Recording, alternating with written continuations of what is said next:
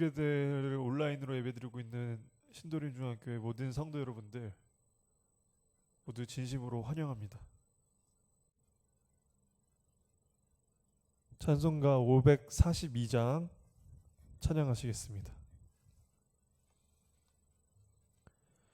구주 예수 의지함이 심히 기쁜 일일세 영생 허락받았으니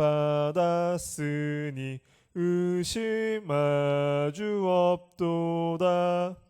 예수 믿는 것은 받은 증거 많도다. 예수 귀한 예수 믿음 더욱 주소서. 구주 예수 의지함이 심히 기쁜 일일세 주를 믿는 나의 마음 그의 피에 적시네. 예수 믿는 것은 받은 증거 많도다. 예수 귀한 예수 믿음 더욱 주소서. 구주 예수 의지하여 죄악 벗어버리네. 안위 받고 영생함을 주께 모두 얻었네. 예수 믿는 것은 받은 증거 많도다. 예수 귀한 예수 믿음 더욱 주소서. 구주 예수 의지하여 구원함을 얻었네.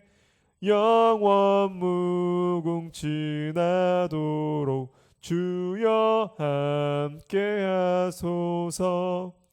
예수 믿는 것은 받은 증거 많도다. 예수 귀한 예수 믿음 더욱 주소서. 아멘. 찬송가 384장 한 장 더 찬양하시겠습니다. 나의 갈 길 다가도록 예수 인도하시니 내 주 안에 있는 긍휼 어찌 의심하리요.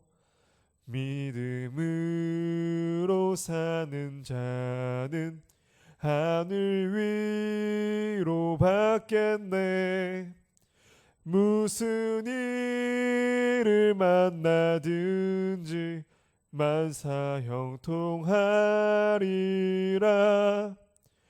무슨 일을 만나든지 만사 형통하리라. 나의 갈 길 다가도록 예수 인도하시니 어려운 일 당한 때도 족한 은혜 주시네.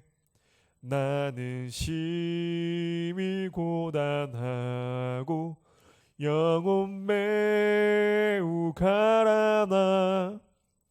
나의 앞에 반석에서 샘물 나게 하시네. 나의 앞에 반석에서 샘물 나게 하시네. 나의 갈 길 다가도록 예수 인도하시니 그의 사랑 어찌 큰지 말로 할 수 없도다. 성령 감화 받은 영혼 하늘 날아갈 때에 영영 부르 나의 찬송 예수 인도하셨네. 영영 부르 나의 찬송 예수 인도하셨네.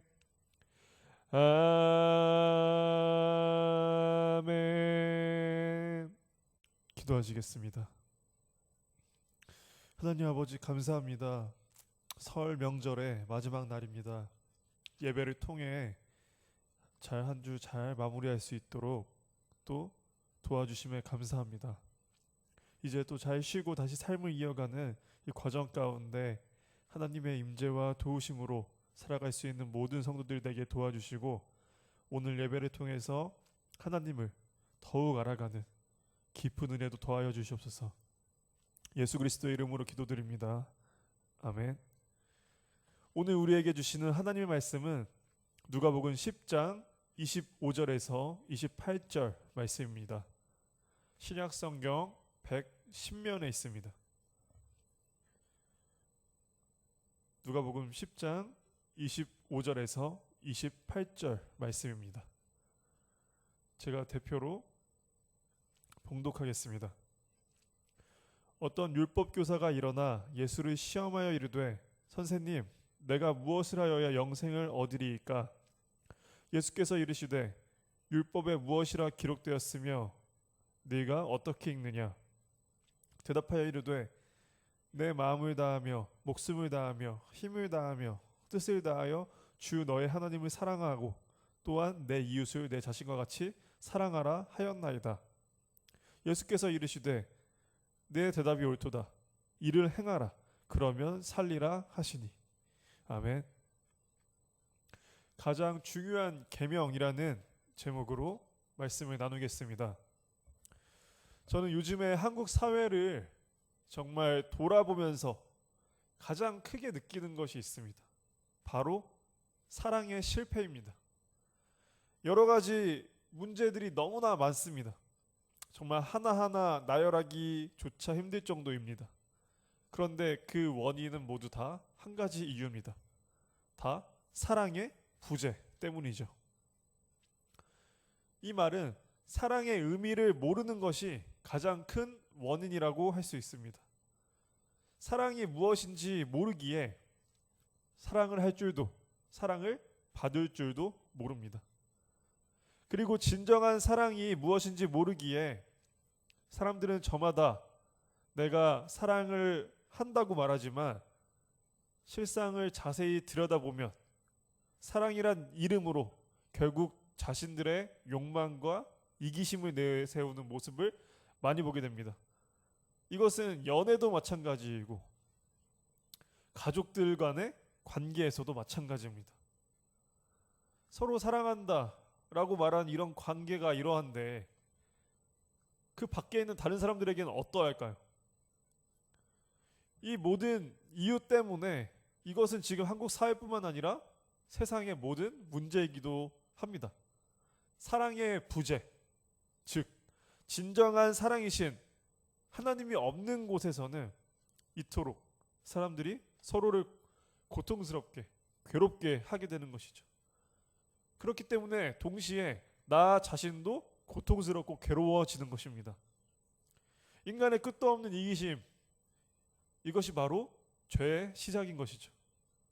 그리고 그 죄의 삭은 사망이라 하신 말씀과 같이 인간은 하나님이 없는 그 이유 때문에 끝도 없이 사랑도 없이 안식도 없이 고통 속에 놓여져 있는 것입니다. 정말 삶이 지옥과 같다. 이런 경험들을 다들 해보셨을 것입니다. 그래도 우리는 이렇게 견딜 수 있는 이유가 무엇이겠습니까? 우리는 하나님을 의지하기 때문입니다.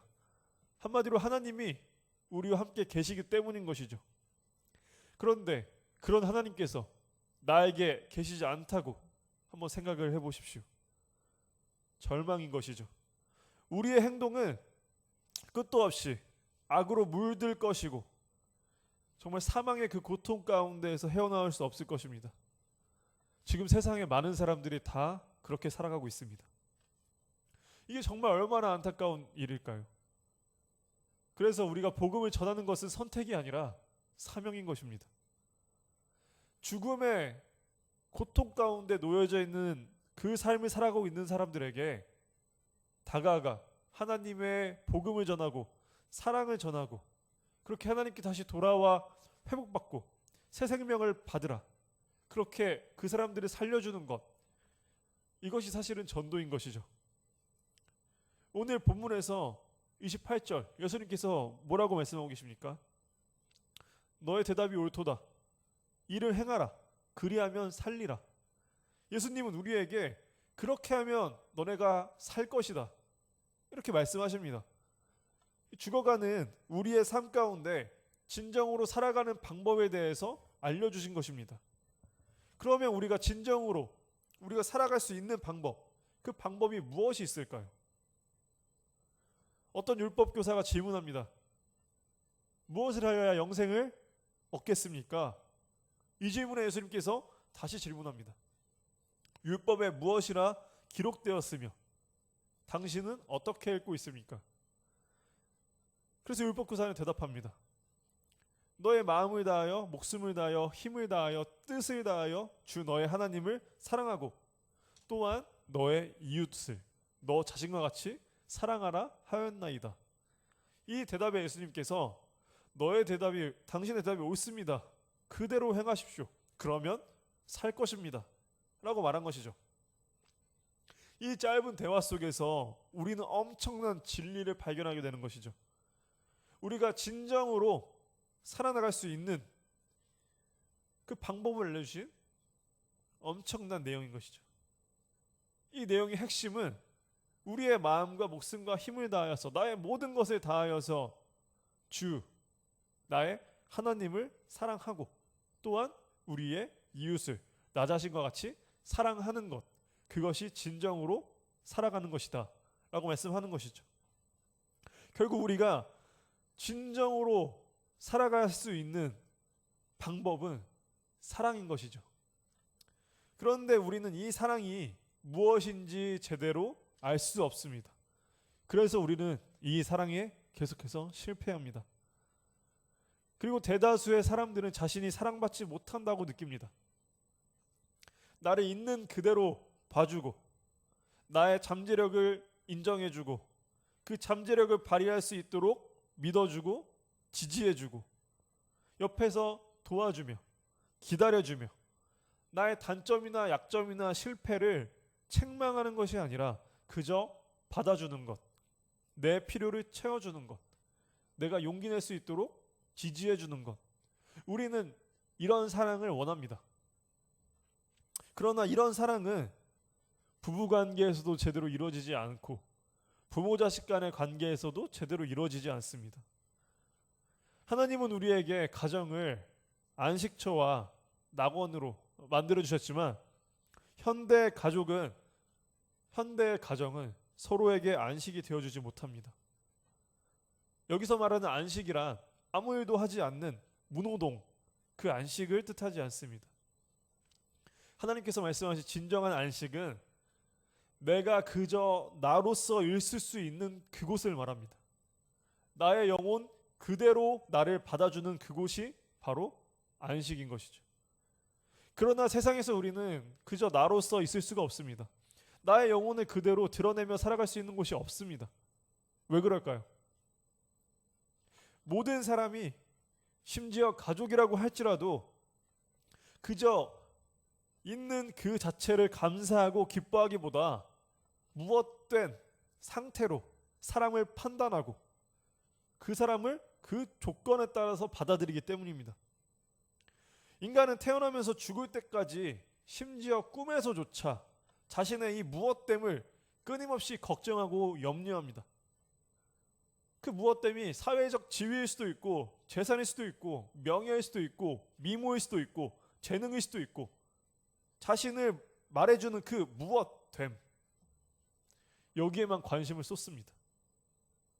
나를 치장하는 그 무엇됨으로 나의 존재가 평가받기 때문인 것이죠.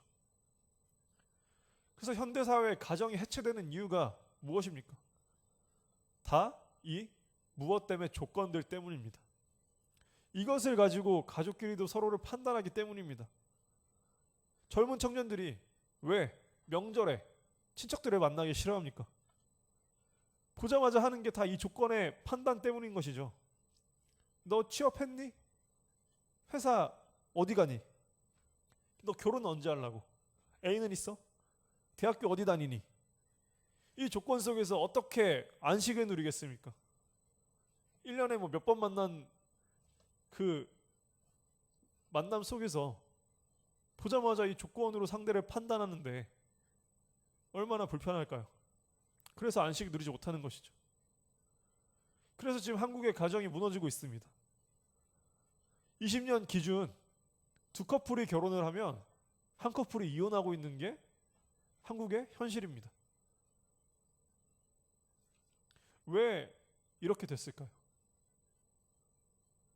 이 무엇됨을 가지고 사랑을 하고 결혼을 하기 때문입니다. 부모님에게서도 배우지 못합니다. 결혼이 어떤 의미이고 진정한 사랑이 어떤 의미이고 정말 부부로서 하나가 되는 그 의미가 어떤 의미이고 이것을 배우지 못합니다. 부모님에게서조차 조건을 가지고 따지는 법을 배우게 되는 것이죠. 그 이유는 부모님들 역시도 배우지 못했기 때문이고 부모님의 부모님 역시도 배우지 못했기 때문인 것이죠.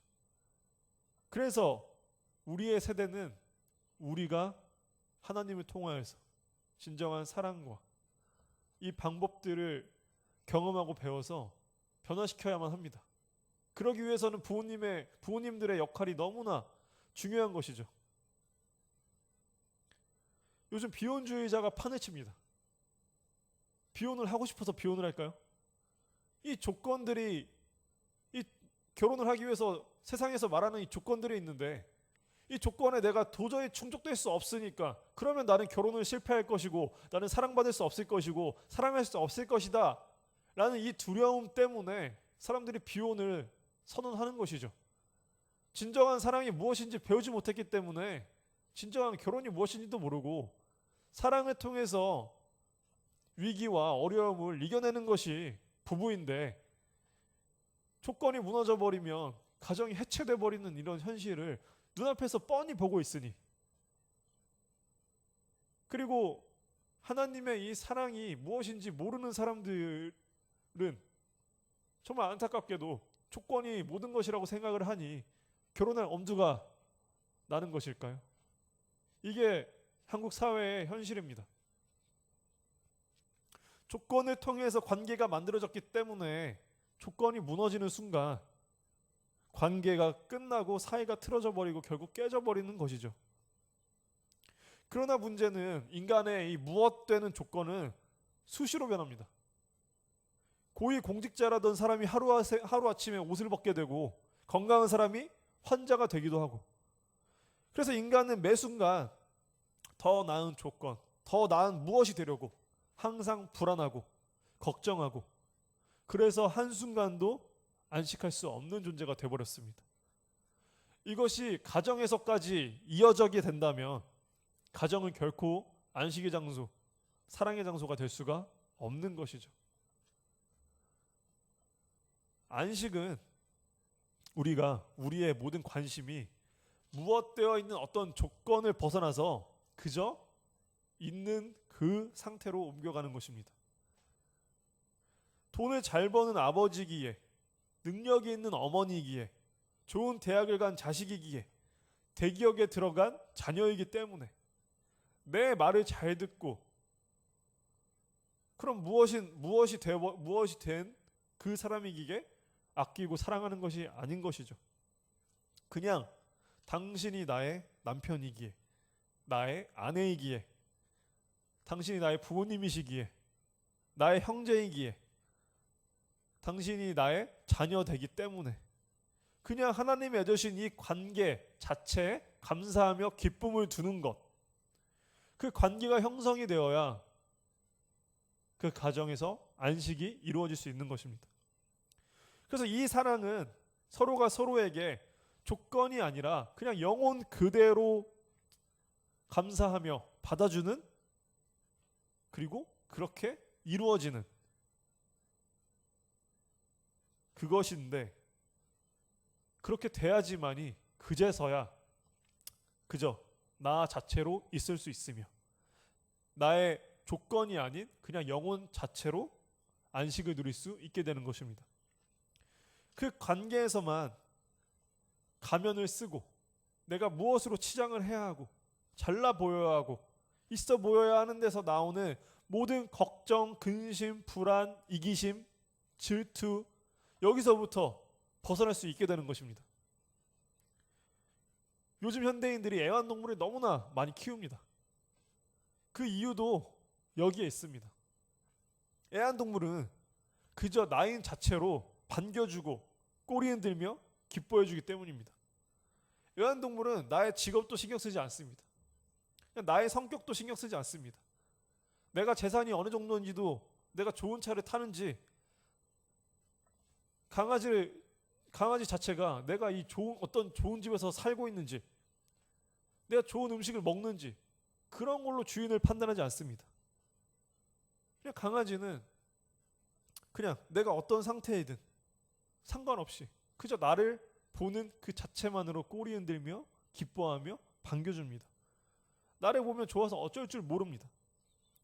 그래서 많은 사람들은 사람들에게, 정말 가족들 간에서도 받지 못하는 이런 안식을 애완동물에게서 누리는 것입니다. 그러나 그래 봤자 애완동물은 애완동물일 뿐인 것이죠. 한없이 부족합니다. 결국 부족해 또 다른 공허함과 외로움에 빠져들게 됩니다. 그래서 우리는 진정한 안식을 누리고 진정한 사랑을 누리기 위해서는 먼저 무한정 베풀어 주시는 하나님의 사랑을 먼저 경험해야 합니다. 그래서 본문의 첫 번째 계명이 바로 나의 모든 것을 다해 하나님을 사랑해라. 이것이 먼저인 이유가 여기에 있습니다. 우리가 사람과의 사랑이 온전해지기 위해서는 먼저 하나님의 사랑을 경험해야 하고 하나님과의 관계가 먼저 회복되어야 되기 때문입니다. 그래야 동시에 우리는 내가 나를 사랑할 수도 있게 되고 그렇게 다른 사람도 사랑할 수 있게 되는 것입니다. 그렇게 됐을 때 이 물질적인 것들에 대해서도 어긋난 그릇된 사랑이 아니라 온전한 사랑을 할 수 있게 되는 것이죠. 그렇게 됐을 때 더 이상 돈이 나의 우상이 되지 않습니다. 모든 것이 하나님과의 회복이 먼저 되어야지만이 나머지 다른 것들이 순차적으로 회복이 되는 것이죠. 그렇게 성숙된 사람들끼리 성숙한 사랑을 이루어갈 수 있습니다. 그래서 예수님께서는 교회 공동체를 만들어 주신 것이죠. 예수님께서 마태복음 7장 1절에 판단하지 말라 하셨습니다. 서로가 서로를 조건이 아니라 한 영혼을 그대로 받아들이기 위해서는 판단을 해서는 안 된다는 것이죠. 판단으로 다른 사람의 조건을 바라봐서 안 된다는 말인 것이죠. 그래서 우리는 인식도 바꿔야 하고 말투부터 바꿔야 합니다. 우리는 쉽게 너는 어때? 너는 뭐 어떤 사람이야? 너는 어때? 이런 말을 자주 하죠. 너는 게을러, 무책임해. 그리고 좋은 것으로도 판단을 해서 안 됩니다. 그 사람은 부자야. 그 사람은 능력이 있어. 그 사람은 아름다워, 이뻐. 이렇게 상대를 파악하는 데서부터 우리는 그 사람의 영혼을 바라볼 수 없게 됩니다. 이렇게 그 사람을 파악하게 될 때 우리는 자연스럽게 그 사람이 부자이기 때문에 그 사람을 판단하고 그 사람을 좋아하게 되고 그 사람이 착하기 때문에 그 사람을 사랑하게 되는 것이죠. 그렇게 되면 반대로 그 사람이 가난하기 때문에 거리를 두게 되는 것이고 그 사람이 추하기 때문에 싫어하게 되는 것이죠. 예수님이 결코 우리에게 그렇게 하지 않으셨습니다. 어느 날 내가 정말 거대하고 아름다운 왕궁에 혼자 살게 되었습니다. 거기에는 정말 황금과 보석이 넘쳐나고 맛있는 음식이 맛있는 음식과 휘황찬란한 옷들, 세계에서 제일 비싼 슈퍼카들이 즐비한 것이죠. 그래서 나는 왕비처럼 거기서 모든 물질들을 누리며 살아갈 수 있습니다. 며칠 동안은 너무나 행복할 수도 있고 좋을 수도 있습니다. 그러나 시간이 점점점 지나가면 나 혼자이기에 모든 것들이 의미 없어지게 됩니다. 아무리 맛있는 걸 먹어도 맛이 없고, 아무리 휘황찬란하고 아름다운 옷을 매일매일 갈아입어도 봐주는 이가 한 명도 없고, 매일매일 슈퍼카를 갈아탔지만 점점 흥미가 떨어지고, 내가 왜 여기서 이러고 있는 것인지 이런 의미를 찾을 수 없게 됩니다. 그럼 매일매일 지루하게 되고 더 외로워지고 더 휘황찬란한 물질들 때문에 더 내 마음은 초라해지기 시작합니다. 왜냐하면 거기에는 나를 왕비처럼 대우해줄 사람이 아무도 없고, 아버지나 어머니, 형제, 자식이라고 하면서 나를 대응해주고 받아주는 사람이 단 한 명도 없기 때문인 것이죠.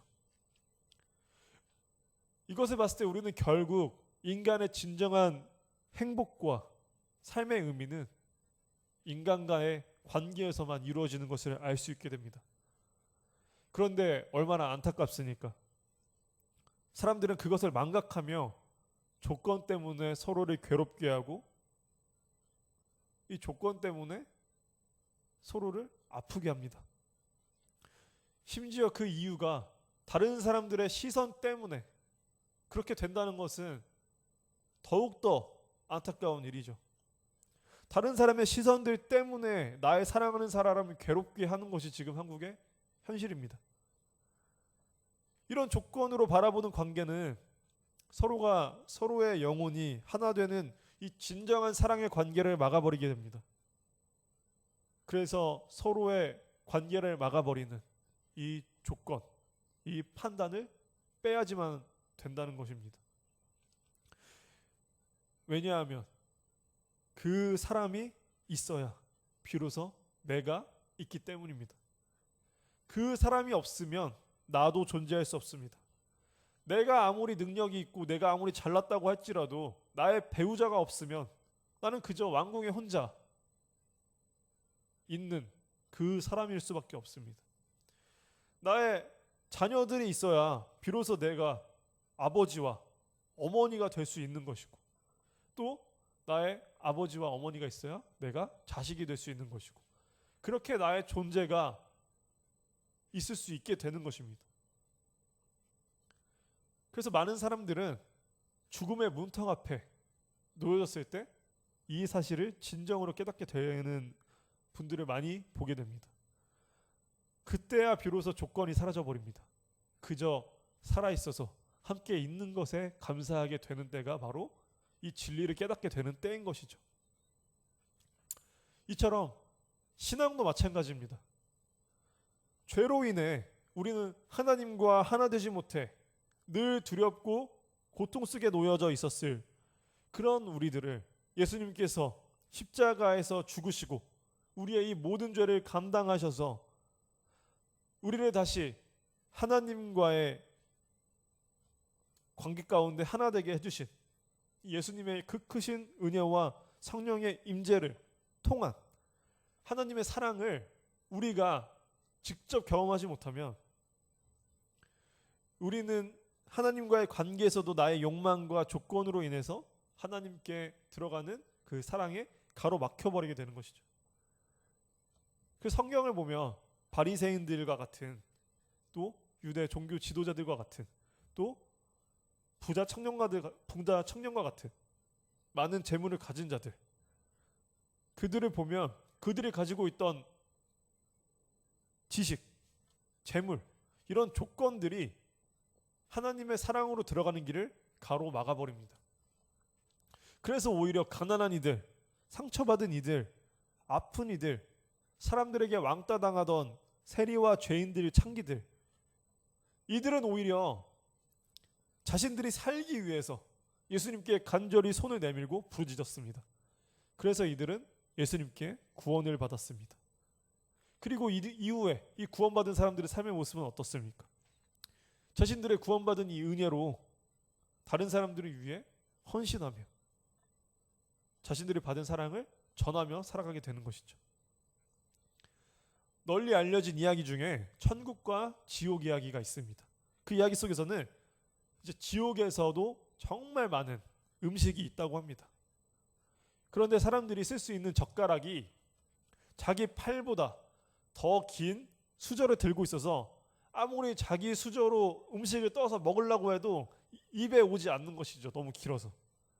그래서 모두가 굶주리고 있다. 그래서 모두 다 배고파서 고통을 받는다. 여기가 지옥이라고 합니다. 천국도 상황은 똑같습니다. 엄청나게 많은 음식, 그리고 내 팔보다 긴 수저를 가지고 있습니다. 그런데 여기서는 서로가 그 수저를 통해서 자기 입에만 넣으려고 하는 것이 아니라 상대방의 입에 떠 먹여준다고 합니다. 그래서 모두가 배불리 먹고 서로가 맛있는 음식을 넣어주면서 대화도 하지 않겠습니까? 이렇게 모두 배불리 관계가 이어지며 행복하게 살고 있다라고 말을 합니다. 이 이야기가 무엇을 말하는 것일까요?